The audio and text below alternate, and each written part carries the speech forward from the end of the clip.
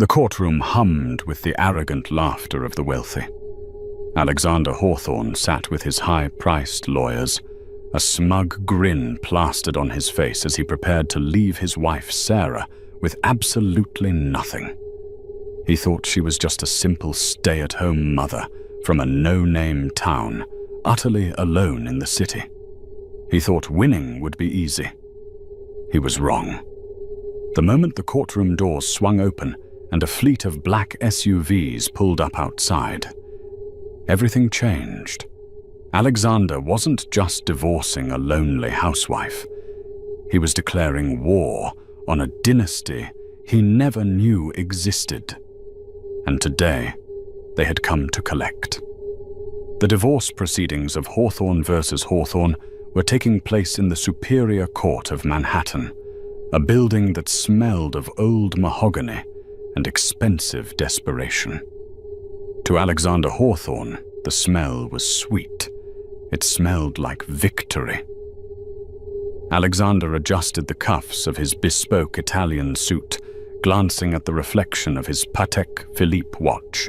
He was a handsome man, in the way sharks are handsome, sleek, predatory, and devoid of warmth. At 38, he was the CEO of Hawthorne Tech, a company he had built, admittedly, with the emotional support of his wife, Sarah. But he conveniently forgot that part. Today, he wasn't thinking about the late nights she stayed up helping him format business plans or the way she had nursed him through his stress-induced ulcers. He was thinking about Jessica, his 24-year-old PR director, currently waiting for him in a hotel suite at the Ritz. And he was thinking about how much he enjoyed crushing people. "Look at her," Alexander whispered to his lead attorney, Arthur Pendergast. Pendergast was a man known in legal circles as the Butcher of Broadway because he didn't just win cases, he eviscerated the opposition. "She looks like she's about to faint. This will be over before lunch." Arthur Pendergast chuckled, a dry, rattling sound. "Standard procedure, Alex. We crush her spirit. She signs the NDA and the waiver for alimony, and she goes back to whatever cornfield you plucked her from. She has a public defender, for God's sake. A public defender against me." Across the aisle, Sarah Hawthorne sat alone. She wore a simple grey dress that had seen better days, her brown hair pulled back in a severe, practical bun. She looked tired. Her hands were folded on the empty table in front of her. Next to her sat a young, flustered-looking man named Timothy O'Malley. He was a court-appointed lawyer who looked like he had graduated law school about 15 minutes ago. He was shuffling papers nervously, dropping a pen, picking it up, and dropping it again. "Mrs. Hawthorne," Timothy whispered, his voice cracking. I really think we should have taken the initial settlement. $5,000 is better than nothing. Pendergast is a monster. He's going to argue that you contributed nothing to the marriage and that you were, well, unfaithful." Sarah didn't look at him. She kept her eyes fixed on the judge's bench. "I wasn't unfaithful, Timothy. You know that. Alexander knows that." "It doesn't matter what the truth is," Timothy hissed, panic rising in his chest. "It matters what they can prove or what they can fabricate. They have photos, Sarah. Doctored, maybe, but photos. They have witness statements from staff you've never met. They are going to destroy you." "Let them try," Sarah said softly. Timothy stared at her. For a woman about to be thrown into the street without a penny to her name, she was bizarrely calm. It wasn't the calm of peace. It was the calm of a hurricane's eye. Alexander leaned back, stretching his legs. He caught Sarah's eye and smirked. He mouthed the word, "Goodbye." She didn't blink. She just watched him, her eyes dark and unreadable. Judge Harold C. Bentley entered the room, his black robes billowing. The bailiff called the court to order. Judge Bentley was a man who had seen it all, and he looked particularly bored today. Another rich husband dumping his starter wife. It was a Tuesday tradition in New York. "We are here for the matter of Hawthorne versus Hawthorne," Judge Bentley droned, adjusting his glasses. "Mr. Pendergast, you may begin your opening statement." Pendergast stood up, buttoning his jacket. He didn't walk. He prowled. He approached the jury box, though there was no jury for this hearing, only the judge he performed for the audience in the gallery. "Your Honor," Pendergast began, his voice booming with theatrical outrage, "we are here today to dissolve a marriage that was built on deception. My client, Mr. Alexander Hawthorne, is a titan of industry, a man of integrity, a man who pulled himself up by his bootstraps to build an empire. And who did he drag up with him? This woman." He pointed a finger at Sarah like a loaded gun. Sarah Hawthorne, a woman from a small, insignificant town in rural Wyoming. A woman with no education, no background, and no assets. My client, out of the goodness of his heart, married her. He gave her a life of luxury, penthouses, cars, designer clothes. And how did she repay him? Pendergast paused for effect. The courtroom was silent. She repaid him with laziness, with incompetence, and ultimately with infidelity. A gasp rippled through the few spectators, or mostly reporters Alexander had tipped off to humiliate Sarah publicly. "We have evidence, Your Honor," Pendergast continued, waving a thick file. "Affidavits from hotel staff, receipts. While my client was working 18-hour days to put food on the table, Mrs. Hawthorne was entertaining guests." Alexander put on a mask of pained sorrow, looking down at his hands. It was a performance worthy of an Oscar. "We are asking for a full annulment," Pendergast declared. "We are asking that Mrs. Hawthorne be denied all alimony. We are asking that she be removed from the marital residence immediately. And furthermore, we are suing for defamation of character, citing the emotional distress she has caused my client." Timothy, the young lawyer, looked like he was about to vomit. He stood up, his knees shaking. "Objection, Your Honor. This is preposterous. Sarah, Mrs. Hawthorne, has been a loyal wife for 10 years. Sit down, Mr. O'Malley." Judge Bentley sighed. "You will have your turn." Pendergast smirked at Timothy. "The defense has nothing, Your Honor, because the defendant is nothing. She has no family to vouch for her, no character witnesses, no resources. She is a grifter who got caught." Alexander leaned over to Pendergast as he sat down. "Brilliant, Arthur. Truly brilliant. Did you see her face? She's paralyzed." "She's done," Pendergast whispered back. "We'll have the papers signed by noon. Then we go to lunch at Le Bernardin." Sarah sat perfectly still. She reached into her cheap purse and pulled out a small vibrating pager, the kind used in hospitals or old restaurants. It buzzed once, a harsh mechanical sound. She looked at the pager, then at the clock on the wall. 10:00 a.m. exactly. "Sarah," Timothy whispered, "what is that?" Sarah finally turned to her terrified lawyer.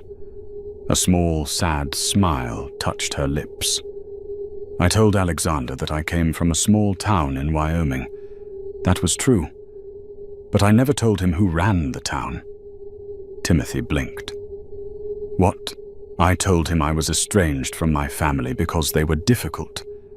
Sarah continued, her voice gaining a sudden, steely strength. "I didn't tell him I left because I wanted to see if anyone could love me, for me and not for my last name." "Sarah, what are you talking about?" "He failed the test, Timothy." Sarah stood up. She didn't ask for permission. She simply stood, her posture changing instantly. The slump vanished, Her shoulders squared. She looked taller, sharper, dangerous. "Your Honor," Sarah said, her voice cutting through the murmurs of the courtroom. It wasn't the voice of a beaten housewife. It was the voice of someone used to giving orders that were obeyed instantly. Judge Bentley looked over his glasses, annoyed. "Mrs. Hawthorne, your counsel will speak for—" "My counsel has done an admirable job, given the lies he was fed by the opposition," Sarah interrupted calmly.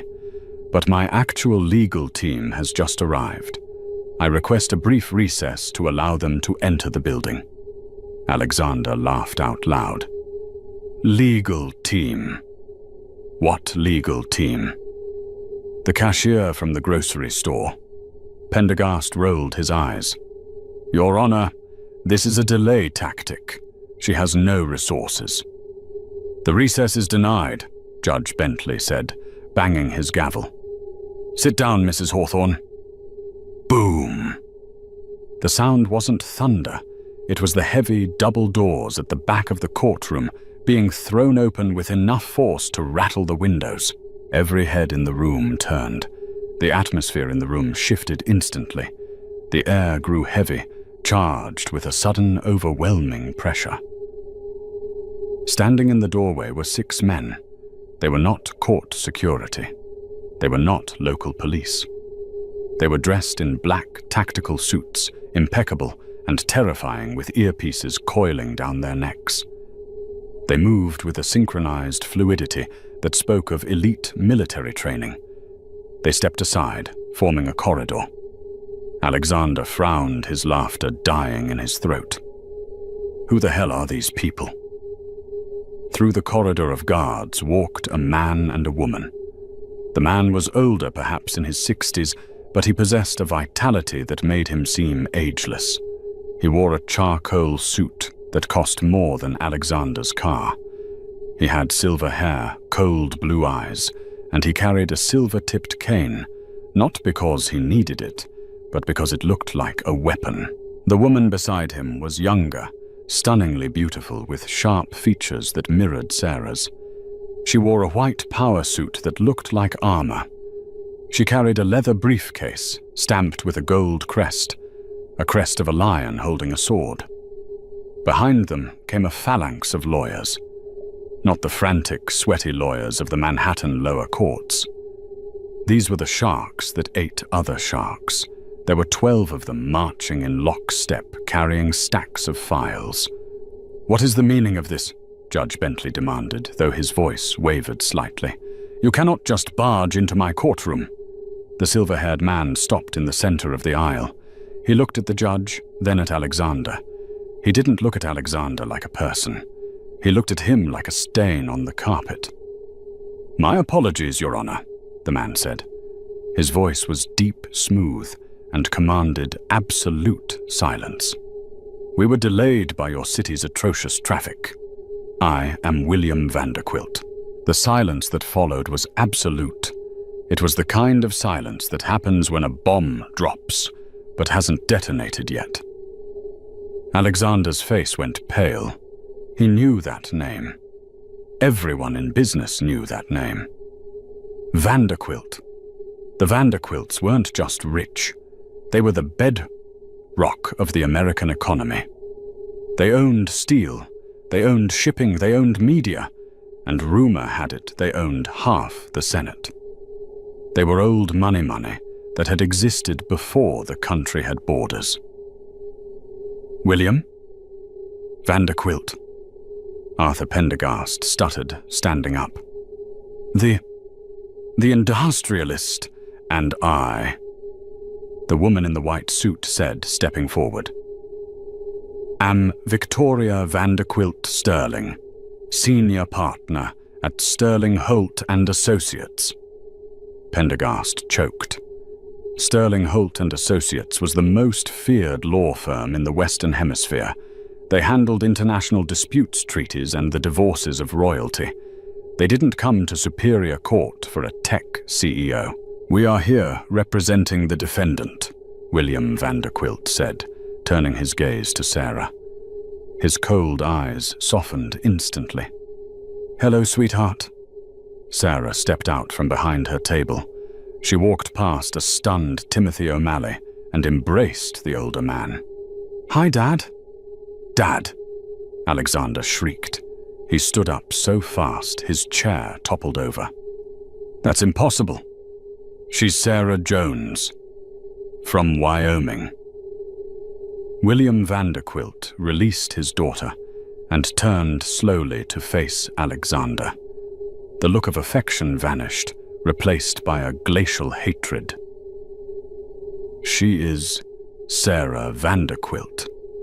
William corrected his voice, dropping an octave. "She used her mother's maiden name, Jones, because she wanted a simple life. She wanted to find a man who loved her, not her inheritance. She thought she found that man in you." William took a step toward Alexander. The bodyguards tensed, ready to intercept, but William just leaned on his cane. "We gave her 10 years, Mr. Hawthorne. 10 years to play house. We stayed away as she asked. We let her live in your modest apartments. We let her drive your pedestrian cars.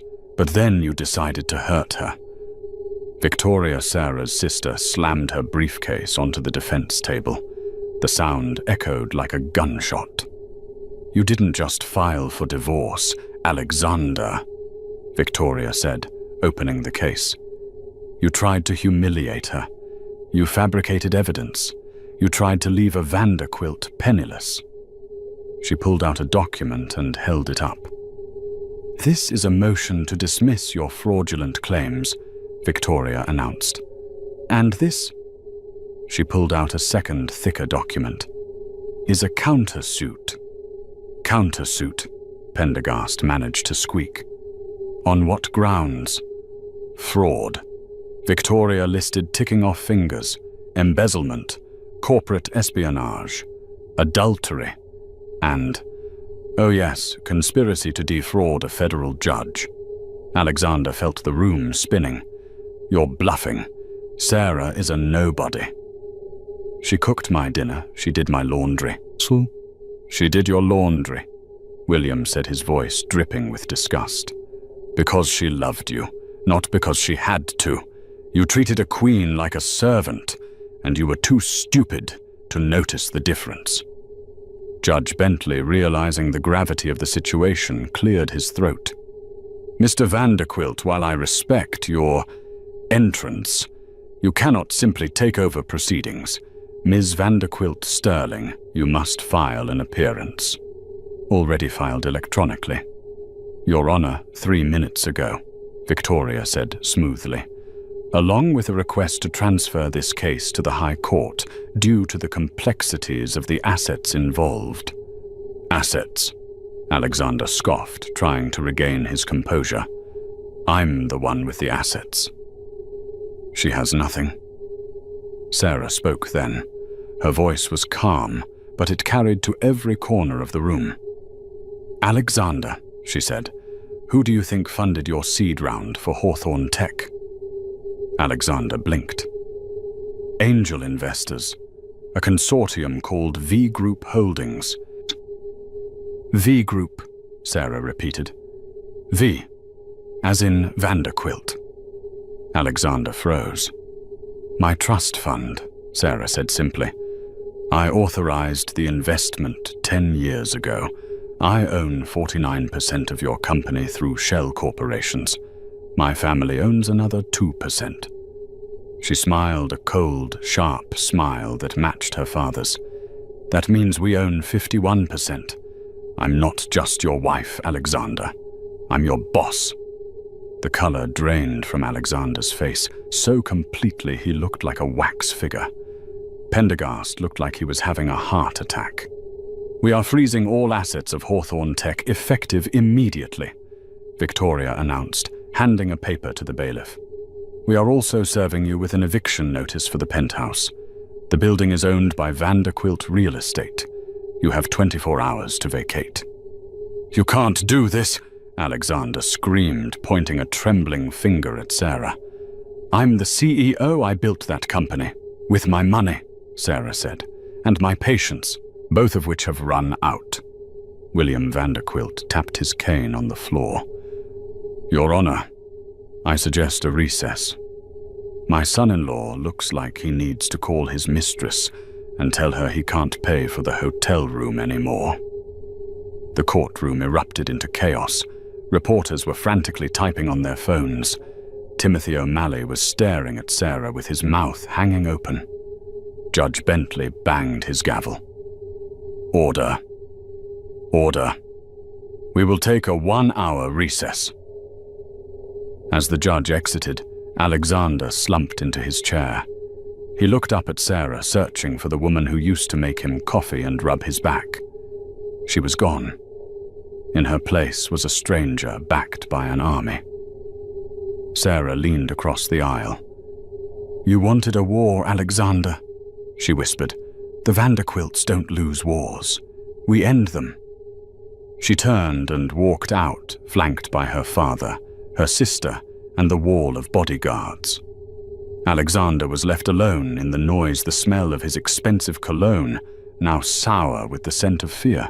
The hour-long recess was barely 10 minutes old, and Alexander Hawthorne was already breaking the speed limit in his Porsche 911, weaving through Manhattan traffic with the desperation of a cornered animal. His hands shook on the steering wheel. It's a bluff, he told himself over and over. It has to be a bluff. Nobody hides being a billionaire for 10 years. Nobody. He fumbled for his phone, dialing Leonard Vance. No, wait, Leonard Banks. He had to be careful with names. His mind was scrambling. Leonard Banks was his chief financial officer, the man who knew where all the bodies were buried. Leonard, Alexander screamed the moment the line connected. Where are you? I'm at the office, Alex. Leonard's voice sounded strange, thin, strained. Listen, you shouldn't come here. I'm the CEO. I go where I please. Listen to me. I need you to transfer the offshore accounts, the Caymans, the Zurich hold. Move it all to the crypto wallets we discussed. Now. There was a long silence on the other end. Leonard, did you hear me? I can't do that, Alex. Why the hell not? Because, Leonard whispered it, they are already here. The line went dead. Alexander slammed the phone onto the passenger seat. He floored the accelerator, running a red light. He needed to get to the server room. If he could just delete the files, the evidence of the embezzlement he'd been committing for 3 years to fund his lavish lifestyle and Jessica's expensive tastes, he might survive this. He could claim the Vanderquilts were staging a hostile takeover based on lies. He screeched into the underground parking garage of Hawthorne Tech. He leaped out of the car, sprinting toward the private elevator that led directly to the 40th floor. He jammed his thumb against the biometric scanner. Beep, beep, beep. Access denied. Alexander stared at the small red light. He wiped his thumb on his jacket and tried again. Access denied. User ID invalid. Damn it, he kicked the steel doors. Mr. Hawthorne. Alexander spun around. 2 security guards men he had hired, men whose paychecks he signed, were standing there. But they weren't smiling. They were standing with their arms crossed, looking at him with a mix of pity and professional detachment. Open this elevator, Alexander barked. The system is glitching. It's not a glitch, sir, the taller guard said. We've been ordered to escort you to the boardroom. Visitor pass only. Visitor? Alexander's veins bulged in his neck. I own this building. This way, sir. They flanked him effectively, marching him to the service elevator. The humiliation burned hotter than fire. Alexander Hawthorne dragged through the back entrance of his own empire.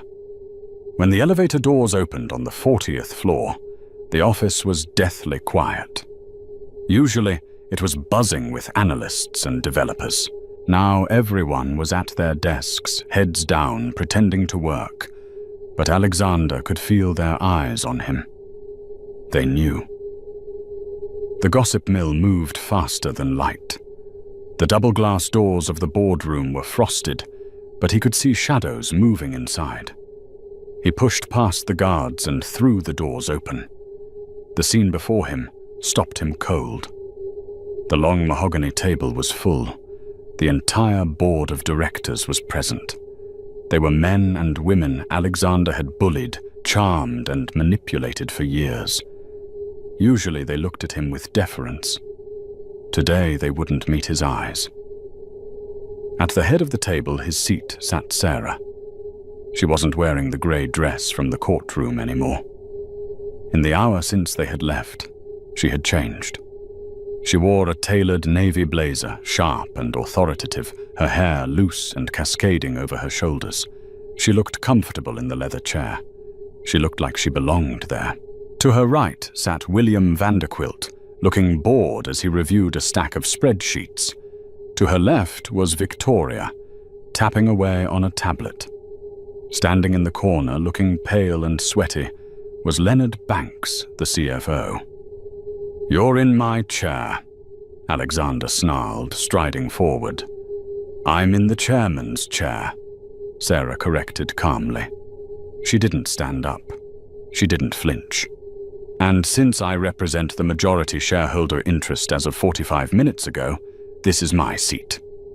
"You can't just take over," Alexander slammed his hands on the table. "I have a contract. I have executive protection. Article 15, Section C of your employment agreement." Victoria spoke up without looking up from her tablet.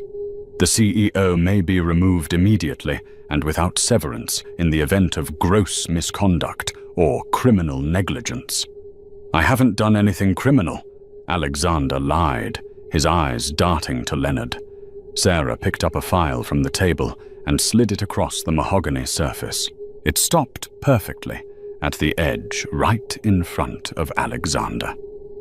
"Leonard told us everything, Alex," Sarah said softly. "The renovation costs for the penthouse that were billed as server upgrades. The company jet trips to Mykonos, listed as client development. The jewelry receipts for Jessica, labeled as office supplies." Alexander looked at Leonard. "You traitor." "I have a family, Alex," Leonard stammered, wiping sweat from his forehead. "Mr. Vanderquilt, his auditors found the discrepancies in 10 minutes. They offered me immunity if I cooperated. I'm sorry." Alexander felt the floor tilting. "So what? You fire me. I still have my shares. I have 30% of this company." William Vanderquilt finally looked up. He took off his reading glasses and folded them slowly. "Actually, you don't," William said.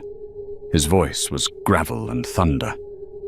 "You took out a loan against your equity 3 years ago to pay off your gambling debts in Vegas. Remember that you used your shares as collateral." Alexander froze. He had hoped that was buried. "The loan was held by a private equity firm called Centurion Capital," William continued. "Guess who owns Centurion?" Alexander didn't answer. He couldn't breathe. "I do," William smiled. "And since you missed your last 2 margin calls, I foreclosed on the collateral this morning. Your shares are mine." Alexander stumbled back, gripping the back of a chair for support. This is a setup. You planned this. You trapped me." "I didn't trap you, Alexander," Sarah said, standing up. She walked around the table until she was standing inches from him. Her eyes were clear, devoid of the fear he used to see in them. "I gave you a safety net. I covered for you.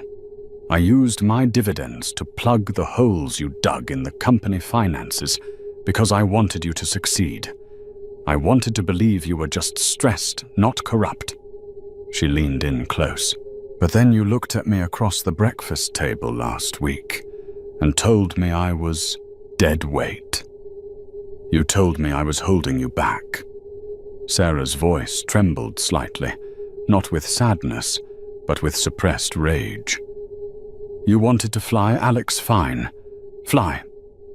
But I'm taking back the wings I bought you." Sarah turned to the board. "I call for a vote to remove Alexander Hawthorne as CEO, effective immediately pending a criminal investigation into embezzlement." "Seconded," said a board member, who Alexander considered a friend. "All in favor?" Every hand in the room went up, even Leonard's. "Motion carried," Sarah said. She looked at the security guards. "Please escort Mr. Hawthorne off the premises. He is not to remove any items from his office. His personal effects will be boxed and shipped to, well, wherever he ends up living." "Sarah, wait," Alexander pleaded, his arrogance finally shattering into panic. He reached for her arm. The guard stepped in, grabbing Alexander's wrist in a vice grip. "Don't touch her, sir." "Sarah, please." "We can talk about this. I was stressed. I made mistakes. I love you." Sarah looked at him. For a second, Alexander saw a flash of the woman who had loved him for 10 years. But then he saw the steel door of the Vanderquilt vault slam shut in her eyes. "You don't love me, Alex," she said. "You loved the idea that you were better than me. Goodbye." She turned her back on him. "Get him out of here," William Vanderquilt ordered.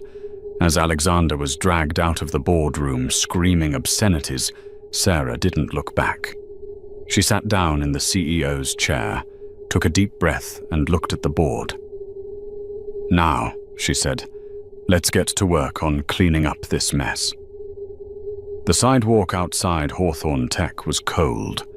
It was a brisk New York afternoon, but to Alexander it felt like the Arctic. He stood there, sans coat, sans briefcase, sans dignity. The security guards had literally tossed him out the revolving doors. Passers-by were staring. Some were pointing. Alexander realized with a jolt of horror that someone was filming him with a phone. He needed to get away. He needed a drink. He needed a plan. He patted his pockets. He still had his phone and his wallet. That was something. He hailed a cab, Alexander Hawthorne, taking a yellow cab like a common tourist. "The Ritz-Carlton," he snapped at the driver. He dialed Jessica. She was his lifeline now. She was smart, she was connected, and she, unlike Sarah, understood the world of high stakes. They could flee the country. He had hidden some cash, surely. "Alex," Jessica answered on the first ring. "Where are you? I've been waiting for 2 hours. The room service champagne is warm." "Forget the champagne," Alexander barked, his voice shaking. "Pack your bags. We're leaving." "Leaving? What are you talking about? Did you win?" "It's complicated. Just pack. I'm 5 minutes away." He hung up. He checked his bank app on his phone. He needed to transfer whatever cash he had in his checking account to a prepaid card before the freeze hit. He logged in. Balance. £0. He blinked. He refreshed the page. Balance. Forfall. $250. Overdraft. "What?" he screamed, startling the cab driver. "That's impossible. There was 200,000 in there this morning." He tapped on the transaction history. One massive transfer, labeled Court-Ordered Asset Freeze. Superior Court Docket 49221. No. The cab pulled up to the Ritz. "That'll be $22.50, the driver said. Alexander handed over his black American Express card. The driver swiped it on his mobile terminal. Declined. "Try it again," Alexander snapped. "It's a black card. It has no limit." "It's declined, buddy. Try another one." Alexander tried his Visa. Declined. His MasterCard. declined. The driver turned around, his eyes narrowing. "You got cash?" Alexander checked his wallet. He had a single $20 bill. He threw it at the driver. "Keep the change." He scrambled out of the cab and ran into the lobby. The opulence of the Ritz, usually comforting, now felt mocking. He sprinted to the elevators and went up to the suite. He burst into the room. Jessica was lounging on the sofa, scrolling through her phone. She looked up annoyed, but her expression changed when she saw him. He was disheveled, sweating his tie crooked. "My God, Alex," she said. "You look like a wreck. What happened? They froze the accounts." Alexander gasped, pacing the room. "They knew everything. Sarah, she's not who we thought she was." Jessica frowned. "What do you mean she's the peasant from Wyoming?" "She's a Vanderquilt." Jessica dropped her phone. It landed on the carpet with a soft thud. A Vanderquilt like the Vanderquilts?" "Yes. Her father is William Vanderquilt. They ambushed me. They took the company. They took the house. They took everything." He grabbed Jessica's shoulders. "But we can fix this. You have savings, right? We can go to Mexico. I can rebuild. I have contacts." Jessica stared at him. Slowly, she reached up and removed his hands from her shoulders. She stood up and took a step back. "You lost the company?" she asked, her voice dangerously calm. "They stole it. But I'll get it back. I need you to float us for a few weeks." Jessica laughed. It wasn't a nice laugh. It was a cold, cruel sound that reminded him of Arthur Pendergast. "Float us," she repeated. "Alex, do you know why I'm with you?" "Because we're soulmates," Alexander said, though it sounded hollow even to him. "Because we understand each other." "I'm with you because you bought me a Cartier bracelet last Tuesday," Jessica said flatly. "I'm with you because you promised to make me VP of marketing. I'm with you because you are a winner." She looked him up and down, curling her lip in disgust. "But right now, you look like a loser. A broke loser." "Jessica, don't Jessica me. You're telling me you're up against the Vanderquilts. You're dead meat, Alex. They will crush you into dust, and I am not getting dust on my Gucci heels."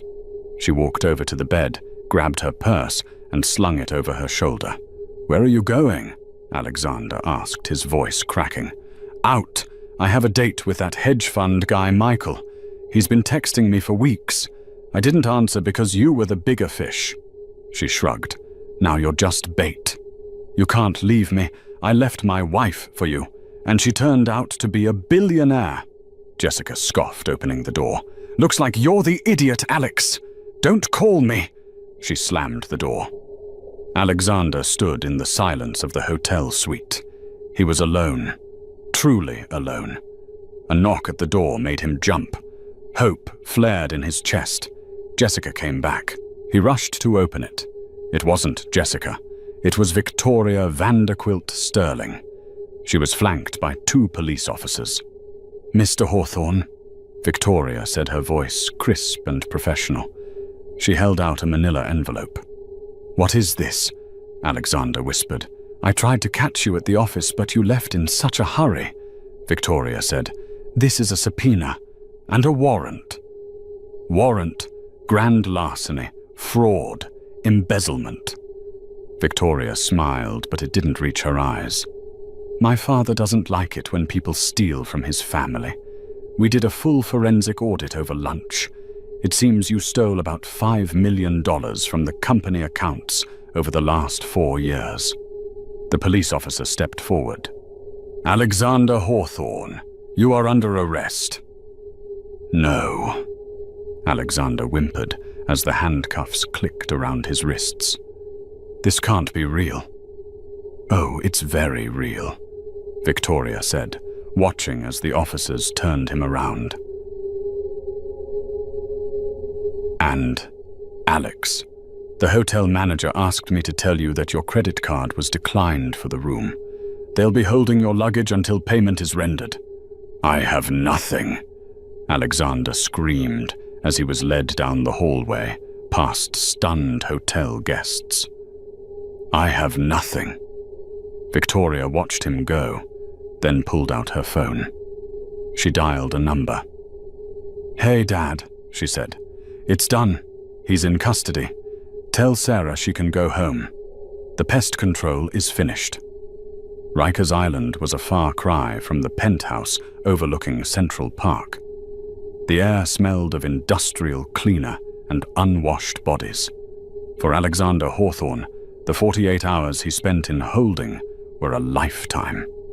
When he finally made bail posted by a shady associate from his gambling days who demanded a 40% interest rate, Alexander emerged into the sunlight looking like a ghost. His bespoke suit was wrinkled, his stubble was graying, and his eyes were bloodshot. He didn't have his Porsche. He didn't have his driver. He had an Uber X waiting for him, paid for with a prepaid debit card he had managed to secure. "Take me to the Motel 6 in Queens," Alexander muttered, sliding into the back seat of the Honda Civic. He had one card left to play. The legal battle was a losing game. The Vanderquilt lawyers were already dissecting his life with surgical precision. But Alexander knew something the Vanderquilts didn't: the power of a sob story. In the cramped, musty motel room, Alexander set up his war room. He couldn't afford Arthur Pendergast anymore. Pendergast wouldn't even return his calls. Instead, Alexander had hired Gary Finkel, a lawyer, whose office was located above a laundromat in Hell's Kitchen, and who advertised on the back of bus benches. "So here's the angle," Finkel said, chewing on a toothpick. He was a small man with a comb-over and a suit that was 2 sizes too big. "We can't win on the fraud charges. The paper trail is too deep. But we can win in the court of public opinion. The Vanderquilts are bullies. You're the poor husband who was lied to." "Lied to?" Alexander scoffed, pacing the room. "I embezzled $5 million, Gary." "Allegedly," Finkel corrected. "But look at it this way. Sarah lied about her identity for 10 years. That is fraud by omission. She entrapped you. She pretended to be poor so she could test you. That's psychological manipulation. People hate billionaires, Alex. They hate the Vanderquilts. If we spin this right, you're the victim of a cruel rich family's game." Alexander stopped pacing. A slow smile spread across his face. "I'm the victim." "Exactly. We go to the press. We tell them she set you up. We tell them you only moved the money to protect the company because you suspected a hostile takeover, which technically she did execute." The next morning, Alexander Hawthorne sat across from unsuspecting news anchor Diane Sawyer Wannabe on the Morning Beat, a popular national talk show. He wore a simple sweater, looking humble and broken. "I didn't know who she was," Alexander said, wiping away a fake tear. "I married Sarah Jones. I loved Sarah Jones. For 10 years I worked myself to the bone to provide for us. And all that time, she was laughing at me. She was sitting on a fortune, watching me struggle with stress, watching me get ulcers from worry." The interviewer leaned in, sympathetic. "And the embezzlement charges, a misunderstanding," Alexander lied smoothly. "I was trying to move funds to secure them because I noticed irregularities. I didn't know the irregularities were her. The Vanderquilts. They destroy people for sport. I'm just a guy from Queens who tried to build a tech company, and they took it all because I didn't pass their sick little test." The interview went viral. Within hours, #Justice for Alex was trending on Twitter. Internet sleuths began digging into the Vanderquilt family history, painting them as Illuminati-level villains who toyed with commoners. The narrative shifted. Alexander wasn't the cheating embezzler. He was the pawn in a billionaire's twisted game. In the penthouse of the Vanderquilt estate, William watched the TV screen with a face like thunder. "I will buy that network and fire everyone," William growled, reaching for his phone. "No, Dad," Sarah said. She was sitting by the window sipping herbal tea. She looked calm, but her eyes were sharp. "Let him talk. Let him build his tower." "He's slandering the family name, Victoria yelled, pacing the room. "He's making us look like monsters. The board is panicking. Our stock dropped 2 points this morning." "Alexander is a narcissist," Sarah said quietly. "He thinks he's winning because people are listening. But he forgets one thing." "What's that?" "He forgets that I lived with him for 10 years. Sarah turned to her sister. "I know where he keeps the skeletons, not the financial ones, the real ones." Sarah stood up. "Get the legal team ready. He wants a public fight. We'll give him one. Set up a deposition. Live stream it. He wants transparency. Let's give it to him."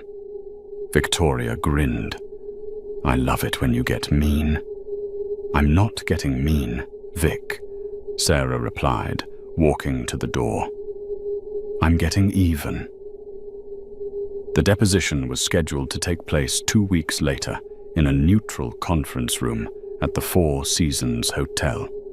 Because of the intense media interest Alexander had whipped up, the judge had agreed to an unusual request. Portions of the testimony could be released to the press, ostensibly to ensure transparency, given the high-profile accusations of corporate entrapment. Alexander walked in with Gary Finkel feeling like a king. He had the public on his side.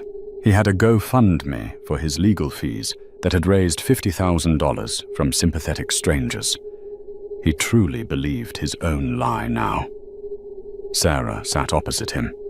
She was flanked by Victoria and her father's lead attorney, a man named Robert Thorne, no Robert Graves. Thorne was on the excluded list. "Mr. Hawthorne," Robert Graves began turning on the camera. "You have stated publicly that you were unaware of your wife's wealth and that you stole company funds only to protect the assets. Is that correct?" "That is correct," Alexander said, leaning into the microphone. "I was trying to save the company from what I thought were external threats. I had no idea my wife was the threat." "And you claim you were a faithful, loving husband who was emotionally manipulated." "Absolutely. I loved Sarah. I would have died for her." Sarah didn't react. She simply slid a small USB drive across the table to the stenographer. "Exhibit A," Sarah said softly. Gary Finkel frowned. "What is this?" "We weren't notified of digital evidence." "It was obtained yesterday," Sarah said. "From the cloud server of your personal phone, Alexander. You really should have changed your password after I left. Password 123 is hardly secure." Alexander paled. "That's an invasion of privacy." "It's company property," Sarah corrected. "The phone was paid for by Hawthorne Tech. The data belongs to me." Robert Graves plugged the drive into a laptop connected to a large monitor on the wall. "Let's play file voice memo NNOV 12. The room filled with static, and then Alexander's voice rang out, clear as day. He wasn't talking to Sarah. He was talking to Jessica. "I tell you, Jess, it's almost too easy. The dumb cow doesn't suspect a thing. I just signed the transfer for another $1 million.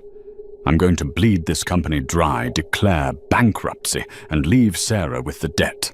She's so desperate for my approval she'll sign anything. I can't wait to dump her and get a real life." The silence in the room was deafening. Alexander's mouth opened and closed like a fish. The victim narrative he had spent weeks building evaporated in 10 seconds. "And let's look at this one," Sarah said, motioning to the screen. An email chain appeared. It was between Alexander and a known corporate raider. Subject: selling out Sarah.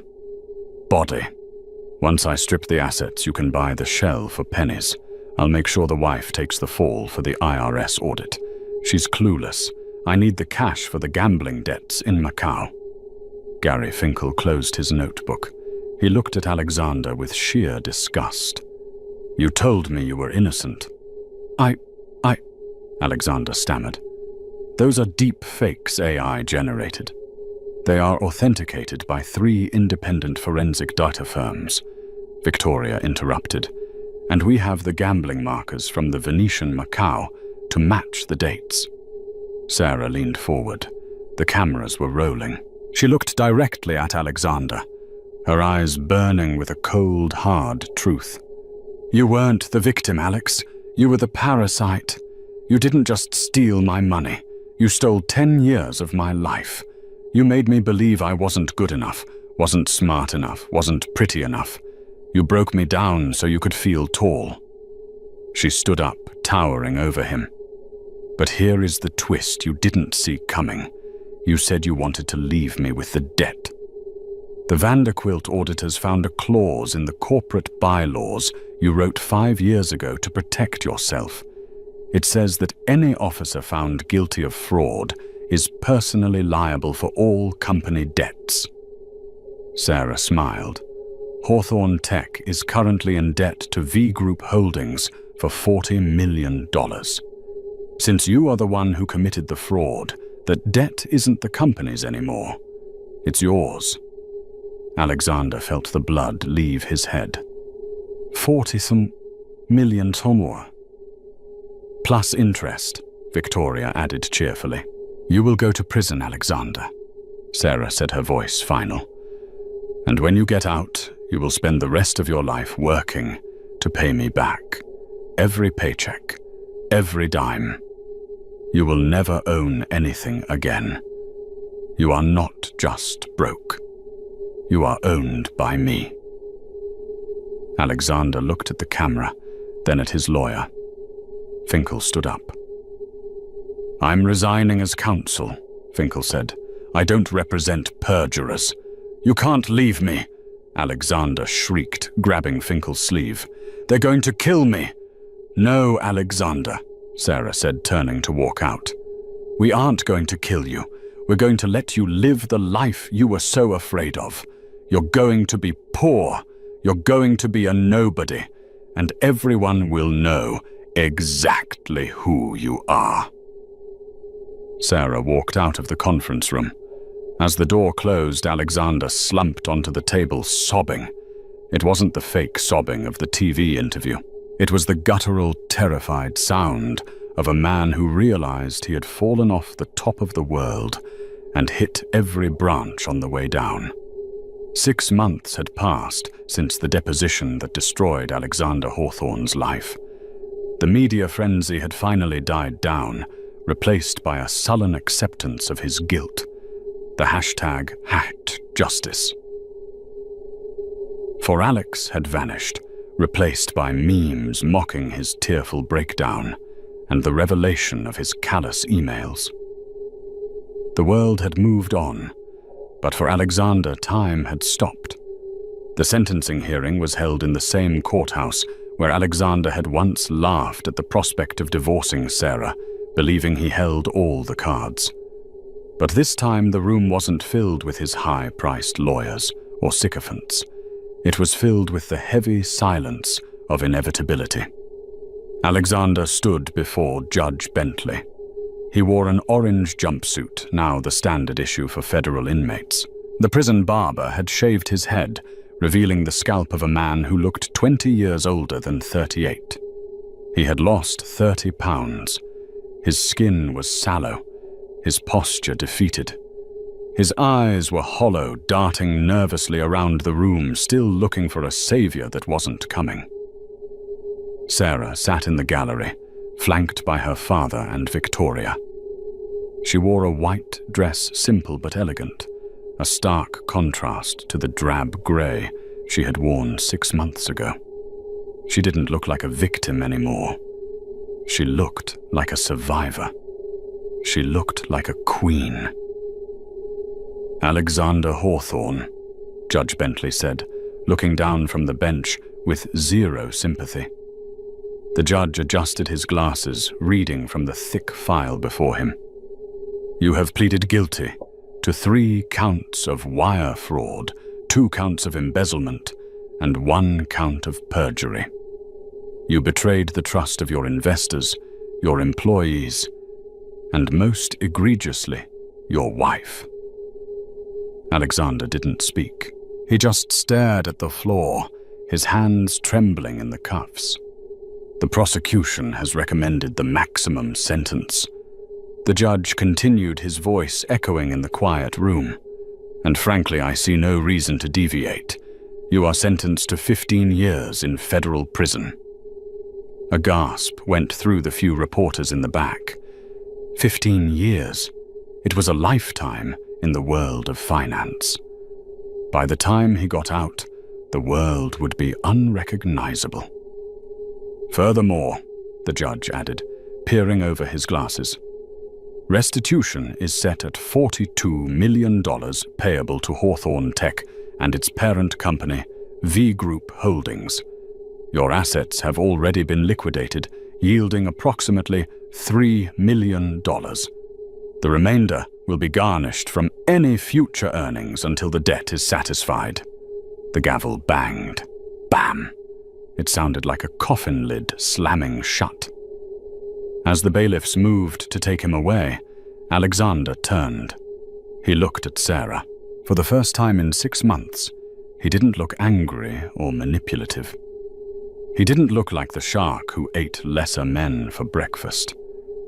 He just looked pathetic, a broken man realizing he had broken himself. "Sarah," he rasped, his voice raw from disuse. I'm sorry." Sarah stood up. She walked to the railing that separated the gallery from the court floor. She looked at the man she had wasted a decade on. She looked for the anger, the hatred, the desire for revenge. But she found none of it. All she felt was a distant pity. "I know you are Alex," she said softly. "You're sorry you got caught." "No, He choked back, a sob, tears streaming down his face. "I had everything. I had you. Why was I so stupid? Because you thought power was something you took from others." Sarah said, her voice clear and strong. "You didn't realize that true power is what you give. I gave you everything, Alex. I gave you my heart, my trust, and my family's resources, and you threw it away for an illusion." She turned to leave. "Sarah," he called out, desperation creeping back in as the bailiffs grabbed his arms. Will you visit me?" Sarah stopped. She looked at her father, who gave her a supportive nod, leaning on his silver-tipped cane. She looked at her sister, who was checking her watch, ready to conquer the next boardroom. Then she looked back at Alexander one last time. "No, Alex," she said. "I have a company to run, and a life to live. Goodbye."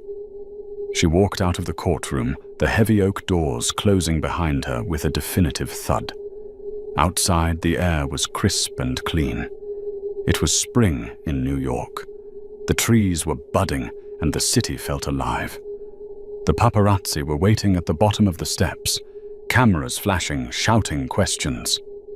"Mrs. Hawthorne! Mrs. Hawthorne, how do you feel? Is it true you're taking over as permanent CEO? What's next for the Vanderquilt empire?" Sarah stopped at the bottom of the steps. She put on her sunglasses, shielding her eyes from the glare. She looked at the sea of microphones. "My name," she said, smiling for the cameras, "is Sarah Vanderquilt. And what's next, everything?" She got into the waiting limousine, where her father was pouring 2 glasses of sparkling water. "You did good, kid," William said, clinking his glass against hers. "You handled him with grace. Better than I would have. I would have bought the prison and turned off the heat." Sarah laughed, a genuine happy sound. "That won't be necessary, Dad. Living with himself will be punishment enough." "So," Victoria asked, flipping open her laptop as the car merged into traffic. "We have a board meeting at 3. The Asian markets are opening. We need to discuss the expansion into Tokyo. The projections are looking good, but we need a steady hand on the wheel." Sarah leaned back, closing her eyes for a moment. She thought of the small town in Wyoming where she had tried to hide. She thought of the lonely nights in the penthouse waiting for a husband who didn't care. She thought of the fear she used to live with. And then she let it all go. She opened her eyes, and they were bright with purpose. "Let's do it," Sarah said. "I have some ideas about Tokyo." And that is how Alexander Hawthorne learned the hardest lesson of his life: never underestimate the quiet ones. He thought he was crushing a powerless wife, but he was actually waking a sleeping giant. Sarah didn't just win her freedom. She reclaimed her identity and her empire, proving that dignity and truth are the most powerful weapons of all. She showed the world that while money can buy silence, it cannot buy loyalty, and it certainly cannot buy class. If you enjoyed this story of supreme justice and karma, please hit that like button. It really helps the channel grow. Don't forget to subscribe and ring the notification bell so you never miss a new story. What did you think of Sarah's revenge? Was it enough, or did Alexander deserve worse? Let me know in the comments below. Thanks for watching.